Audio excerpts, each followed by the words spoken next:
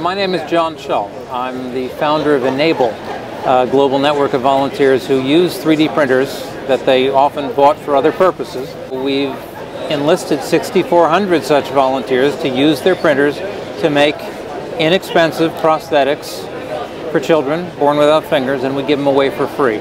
We have a company now, Create Prosthetics, that we're actually using flexible materials to be able to make, cosmetic covers. We're going to do upper extremity stuff out of the flexible materials. So I've been continuing with Enable as a volunteer. I'm on their medical advisory board, and kind of helping to look out where we can go with developing countries and help out people in need around the world. Well, I mean, 3D printing is a whole industry, so there's many different technologies under the blanket of 3D printing. We're using a process called FDM, which is probably the most popular, what you kind of see the most of. So when you do an FDM process, essentially there's a filament. The filament kind of gets pushed through the machine, heated up to 230 degrees Celsius, and kind of extruded out. And then because it's computer controlled, it'll move and layer by layer add the material in a particular manner so that you get the shape that you need. We have a special proprietary urethane blend of material called FlexiFit.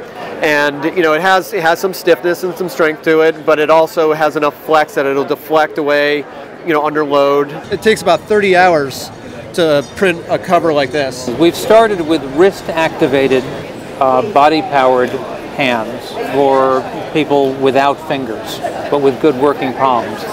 But we've also made arms which are elbow-actuated, and they open and close with elbow motion, using the same basic principles of levers and strings, no motors, to address the needs of adults, to address the needs of people with fine motor loss of control. Some of the designs, some of the practices that we've pioneered are now beginning to filter into the mainstream commercial, domestic, and eventually international market.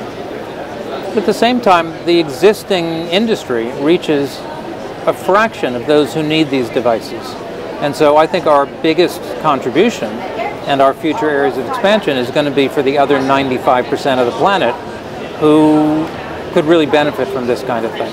And it's a very durable material. Things about 3D printing is like when someone says, could you make, most of the time the answer is yes, I could. The ability to go from an idea in the morning, do a little bit of computer work to make the CAD design, and then have the part in your hand in the afternoon is just a phenomenal thing. Well, it never gets old making a child smile, a parent weep, and a nerd rejoice. I mean, that's what happens every time this happens, and it's like a parlor trick, except it's for real and it's very meaningful.